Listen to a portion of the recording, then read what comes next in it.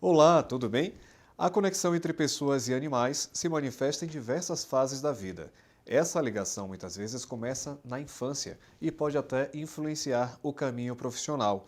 Ouvir relatos desse tipo de médicos veterinários não é incomum, mas as atividades profissionais que promovem tantos encontros também trazem muitas despedidas. E é nesse contexto que surge o luto do médico veterinário diante da perda de um paciente. Então, o que fazer? Este é o assunto de hoje do estúdio CFMV. E aqui com a gente está a Ingrid Ataíde, médica veterinária, psicóloga e chefe do setor de comissões do Conselho Federal de Medicina Veterinária. Oi Ingrid, tudo bem? Seja bem-vinda. Obrigado pela sua participação aqui com a gente. Obrigada, é um prazer estar aqui com vocês. Ingrid, então, como a relação emocional entre pessoas e animais pode influenciar na formação em medicina veterinária? Essa é uma pergunta muito interessante. A gente costuma dizer que toda criança, quando quer crescer, diz que quer ser veterinário. As mais teimosas continuam. Isso é um ditado que a gente tem na profissão.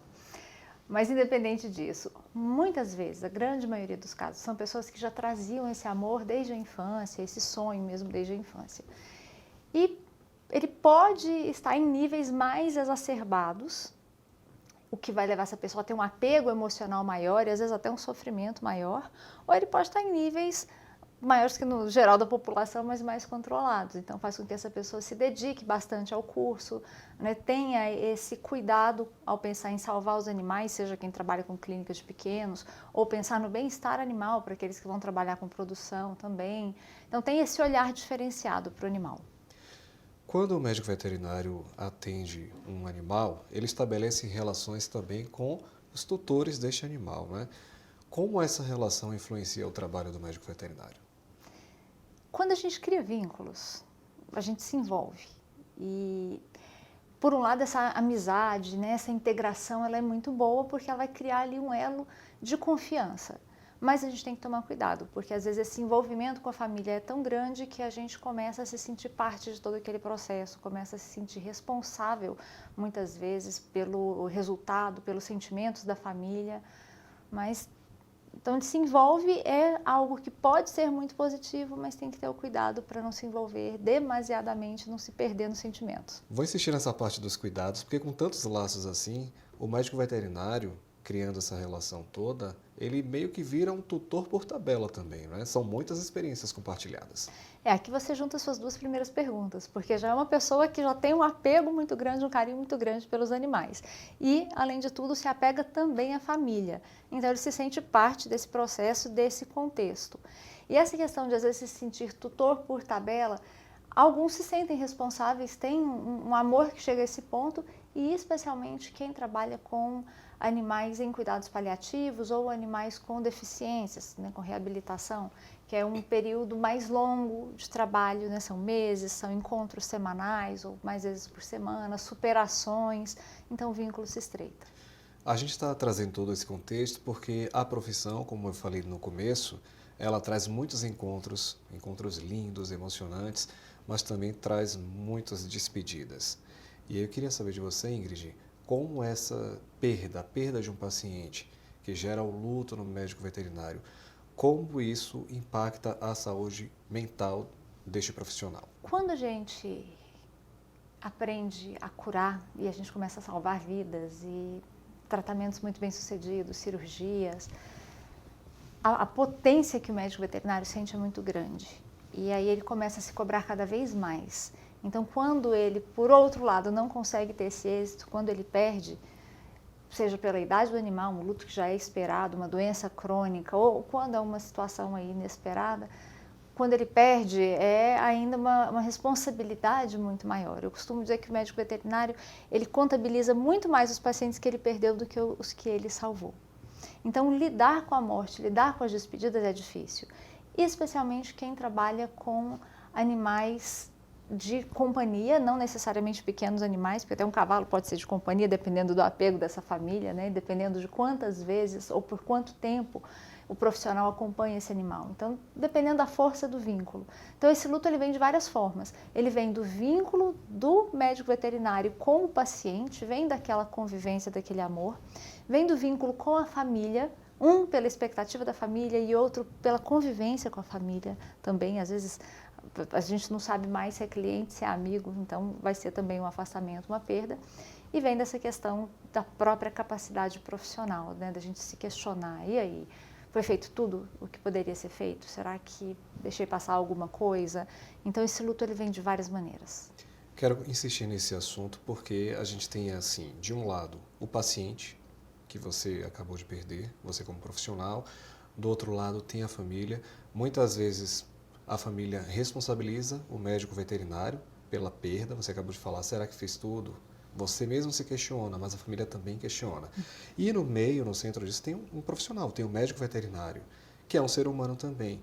Como trabalhar esse turbilhão, né, de emoções? Tem que ter um pouquinho também, um lado mais de psicólogo também, para poder trabalhar com a família, enfim, trabalhar esse cenário para que ele seja o mais, digamos, confortável possível para todas as partes. O médico veterinário ele precisa equilibrar a emoção e a técnica. É claro que ele trabalha e ama a profissão, mas as pessoas se dedicam à profissão por esse amor, essa identificação, mas não é só o amor, não é só a boa vontade, a técnica é muito importante. E quando a gente fala da técnica, existe uma disciplina, existe uma metodologia, existe uma documentação. Então, como é que você sabe que você fez tudo certo e comprova que você fez tudo certo? Sendo esse profissional que segue o método, sendo o profissional que conhece o seu código de ética, que segue os preceitos do código de ética, que conhece as documentações que tem que seguir, que registra em prontuário tudo o que está fazendo, por que está fazendo. Porque quando essa dúvida aparece, tanto a gente quanto o cliente, qualquer um tem acesso e fala, realmente foi feito, foi observado o que precisava ser feito. Agora, mesmo fazendo todo esse lado técnico, ainda existe o indivíduo, a pessoa. E você precisa saber reconhecer os seus sentimentos e as suas limitações também. Então, reconhecer, estou triste porque estou perdendo esse paciente, estou em vias de perder, vou tomar decisões difíceis, como uma eutanásia ou como um procedimento de risco, vou aconselhar essa família. O que isso me faz sentir? Eu tenho condições de conduzir esse tratamento ou vou precisar da ajuda de um colega? É importante fazer essa leitura, né? Esse reconhecimento não é feio, né? Não, É não é. necessário. Nós não temos o hábito de refletir sobre os nossos sentimentos, às vezes de dar nome aos sentimentos. Então, às vezes você tem ali uma ansiedade, algo e não sabe o que é. A partir do momento que você vai percebendo o que compõe essa ansiedade, vai dando nome para isso, vai reconhecendo, isso já vai ficando menor, vai ficando mais fácil de lidar. E quando você reconhece também, você sabe até o limite da sua capacidade. Não é feio, não é nenhum demérito você precisar da ajuda de um colega, não é nenhum problema que você, às vezes emocionalmente, você está passando por uma situação pessoal, uma situação familiar que interfere no seu julgamento. Às vezes esse animal parece com um animalzinho que você teve e é difícil. Então, se você percebe que o seu julgamento não está na melhor condição, peça ajuda, peça auxílio, não é problema. E às vezes é necessário buscar ajuda profissional para a gente também. Então, fazer terapia é sempre muito bom. Pode ser o caso de buscar um psiquiatra em alguns casos de ansiedade, de dificuldades, né, de depressão. Todos nós estamos sujeitos e na nossa profissão a gente tem aí fatores que são estressantes, né, fatores de risco. Então, podemos buscar ajuda também. Ingrid, agora há pouco você falou sobre a eutanásia, que é um momento limite na profissão, né? Que é interromper a vida de um paciente por algo, por uma doença que muitas vezes é irreversível. Mas esse procedimento ele traz alguns pesos, tanto de ordem emocional quanto moral. Como lidar com essa questão? Conversando. Nós precisamos começar a falar sobre isso desde a graduação. Sabe, quando algum estagiário me acompanhava em eutanásia ou coisa assim, eu sempre conversava antes para saber se estava preparado e depois como é que você está se sentindo. Porque é importante a gente aprender a reconhecer como está se sentindo. Falar em eutanásia, a gente tenta dizer, quero acabar com o sofrimento deste animal, mas e aí? Realmente é um sofrimento irreversível? Então esse é o primeiro ponto. Cheguei em um momento que é irreversível, eu não posso fazer mais nada para amenizar a dor e o sofrimento? Moralmente, essa família consegue, quais são os valores religiosos e morais dessa família para a gente conseguir abordar o assunto? Eles estão preparados para isso? Então, primeiro esse contexto, né? Nossa primeira preocupação é essa, o bem-estar do nosso paciente, realmente o que sobrou para fazer por ele agora, o melhor que nós podemos fazer, é isso. Eu não tenho mais condições de diminuir o sofrimento dele, o quadro realmente é irreversível ou as possibilidades de tratamento que eu tenho vão causar muito mais dor, desconforto, transtorno para um benefício pequeno. Então, eu não tenho como te dar uma situação regrinha de livro. A gente vai ter que avaliar cada contexto. Uma vez que eu sei essa situação sobre o paciente, o que eu tenho para oferecer para ele, o benefício que ele vai ter com o potencial sofrimento ou estresse que ele vai ter de enfrentar esse tratamento. Aí a gente vai falar com a família. Como é isso para a família? A família já trouxe a possibilidade de eutanásia ou a família às vezes está esperando que você fale porque até moralmente é difícil de tocar? Quais são as dúvidas que a família tem? Normalmente, eu já fiz de tudo, tem mais alguma coisa que eu possa fazer? Estou contando com um milagre, é um milagre sim, muito difícil de acontecer, um pouco difícil. A família quer ter uma noção do que ela pode esperar, se ela não está tirando uma chance do animal. O que o animal vai estar pensando dela, são sentimentos que acontecem. E para onde ele vai agora? E o que acontece depois? Então, às vezes são respostas que a gente também não tem, mas só o acolher, o ouvir, isso já auxilia bastante. Existem mecanismos de proteção que podem ajudar o médico veterinário a reduzir, minimizar esses riscos, esses impactos à saúde mental. E saúde mental não apenas saúde mental, mas também às vezes saúde física também, né? Porque o que você pensa às vezes reflete no teu corpo. Com certeza, né? Saúde física e mental, elas são indissociáveis. Então, o corpo e a mente têm que estar sãos. Primeiro cuidado, a gente sempre fala, né? É o autocuidado. Dormir bem, comer bem, fazer exercício. Eu sei que nem sempre a gente consegue, mas que seja a exceção os dias que a gente não consegue se cuidar bem. Então, exercício físico, ele vai liberar ali endorfinas, ele vai te deixar bem em condições até de disciplina, de lidar com muitos fatores estressantes. Uma boa nutrição também vai te manter bem, né? Uma glicemia adequada. Se o seu físico está bom, é o primeiro ponto para a sua cognição estar boa. Nós temos que estar bem para tomar boas decisões. E aí vem o emocional, né, que se soma a isso. Como eu cuido do emocional? Primeiro cuidando do físico, porque se o físico não está bem, o resto realmente não funciona. E depois o emocional, buscando apoio, buscando ajuda, tendo lazer, tendo hobbies. Eu sei que a gente precisa trabalhar muito, eu sei que as pessoas nos cobram muito, é muito paciente, é muita carga de trabalho, são noites, são plantões, então eu tenho que observar quantos plantões eu consigo fazer sem me desgastar demais. Se eu faço um plantão, quanto tempo eu preciso para me recuperar dessa noite mal dormida? Ah, não deu tempo de almoçar porque acabou que chegou muito paciente, eu vou trocar por um doce. Não. Mesmo que você não consiga fazer suas refeições na hora certa, mas tente fazer a sequência certa. Então, faça o melhor possível. Cuide de você em primeiro lugar. Uma vez, eu estava acompanhando uma pessoa um médico Sem Fronteiras, ele estava servindo como voluntário na região da faixa de Gaza, no meio de um bombardeio. E veio uma pergunta, né, falando, e aí, como você ficou nessa hora, como você faz nessa hora, como você se cuida nessa hora? Ele respondeu, cuide de você como se você estivesse cuidando de alguém que está sob a sua responsabilidade. A rede de apoio também é muito importante, não é só o autocuidado. O profissional precisa encontrar pessoas que possam segurar a mão, para a gente tratar de uma forma mais figurada aqui, mas é de fato muito importante, não é? Segurar na mão, abraçar. Às vezes a gente está num lugar de trabalho que o clima é competitivo demais, isso é muito difícil. Então tente trabalhar com pessoas que você goste, pelo menos, que você tenha uma relação boa. Dali, tire alguns bons amigos, talvez familiares podem ser esse seu apoio. Algumas pessoas são mais próximas da família, outras não. Não importa qual é o seu vínculo com a pessoa. Se é amigo, se é família, se é um grupo terapêutico de apoio, mas tenha pessoas com quem você pode contar para se abrir num momento difícil, para desabafar. Desabafar é diferente de terapia, ok? Mas com quem você sabe que você pode contar se você precisar conversar, precisar de uma palavra de incentivo, aquela pessoa para quem você pode ligar a qualquer horário. A gente está falando aí de situações como síndrome de burnout, estafa. Quais são esses problemas que podem acarretar aí a vida do médico veterinário? Quando a gente fala, né, aí em transtornos mentais e emocionais, parece que fica um nome pesado, mas todos nós passamos por situações no dia a dia. Tem momentos que a gente está bem para lidar com essas pressões e tem momentos que não. Então, é natural você ter momentos de ansiedade, momentos de tristeza, momentos depressivos.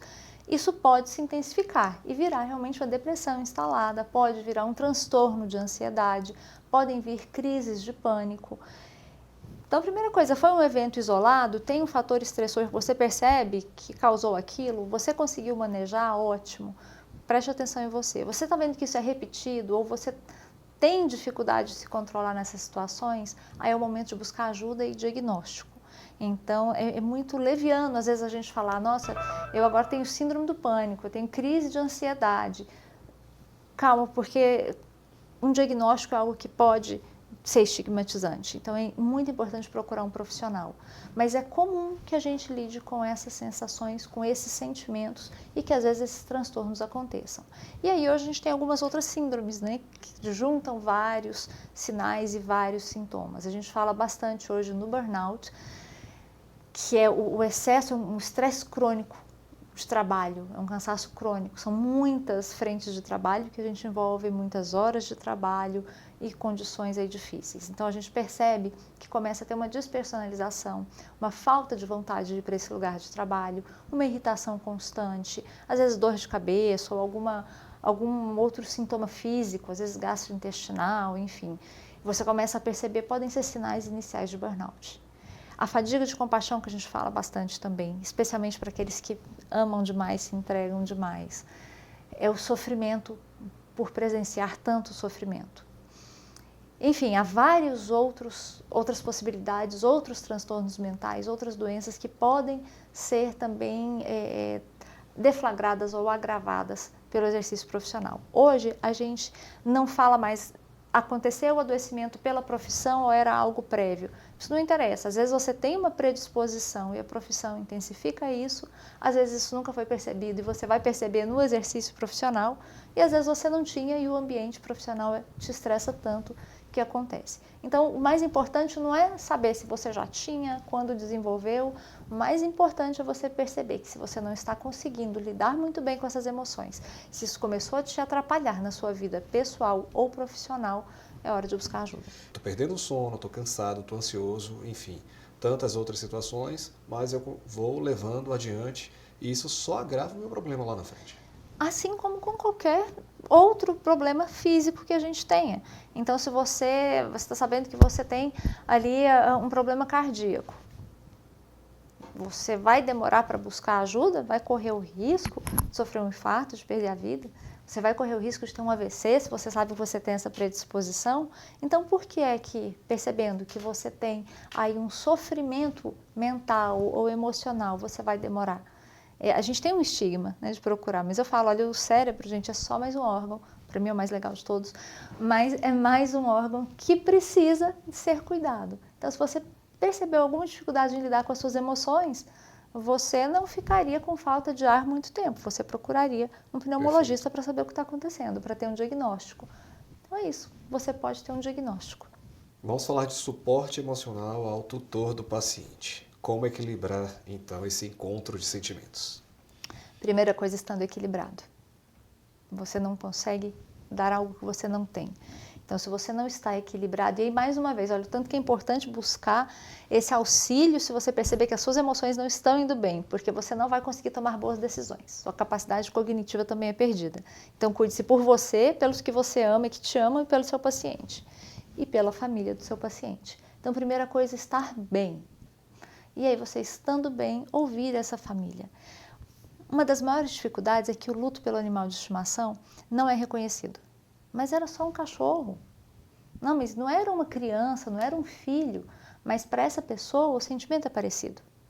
É um ente familiar, ele mora ali com essa pessoa há 10, 15, 16 anos. Segue essa pessoa até o banheiro.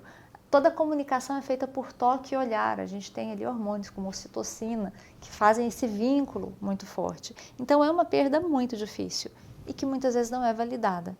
Às vezes a única pessoa com quem esse tutor pode conversar é com o médico veterinário. Já tive clientes que me ligavam e falavam, quando eu escuto a sua voz, eu me sinto mais perto do meu bichinho. Então, ouvir, estar aberto para ouvir. Se essa pessoa tiver perguntas, se você souber responder, responda. Se não, procurem juntas as respostas. Mas muitas vezes é só o acolhimento. Se você sente um chamado para trabalhar com apoio ao luto, há vários cursos que podem ser feitos. e aí a gente identifica o que essa pessoa está sentindo, se ela vai ou não precisar de ajuda profissional, psicológica, até onde a gente vai com esse acolhimento, que a gente pode apresentar ou não. Tem algumas ferramentas, a gente desenvolveu uma que é o mapa da despedida, para quando é o luto antecipado. Então a gente já vai trabalhando, né, o que seriam as diretivas antecipadas de vontade de um ser humano. Esse tutor já vai falando como ele quer viver este momento de despedida, como ele imagina que vai ser essa despedida, do que ele tem medo, o que ele ainda pode viver com esse animal. Então a gente vai fazendo aí todo um caminhar, quais sentimentos ele pode sentir, né, porque às vezes a gente não sabe nem dar nome para o que sente. Como vai ser, especialmente se é um animal que tem necessidades especiais e ocupa muito tempo dessa pessoa, como vai ser depois que esse animalzinho partir? Esse vazio de tempo, como a gente vai preencher? Como nós vamos ritualizar essa passagem? O ritual é muito importante. Ele vai ser cremado? Não, a pessoa quer enterrar, a gente precisa explicar todos os riscos de se enterrar, os cuidados que tem que ter. Nós não temos em muitos lugares cemitérios apropriados, então é indicado a cremação, a gente precisa explicar a questão técnica e sanitária. Feita a cremação, como a gente vai ritualizar isso, como vai fazer com essas cinzas, o que pode ser feito, que homenagens podem ser feitas, como viver isso. Então tem muitas maneiras, mas a primeira coisa é que a gente tem que estar bem para conseguir dar esse suporte. Estar bem para dar esse suporte. Você trouxe o exemplo do mapa da despedida, por mais que tenham protocolos técnicos, digamos assim, mas também todos esses protocolos são humanizados. Eles também servem de suporte para o próprio profissional, não é? Sim, não. E o profissional, não tem problema o profissional demonstrar vulnerabilidade. Até a pessoa quer saber que não era mais um número, mais um cachorro, mais um gato, mais um cavalo, que seja.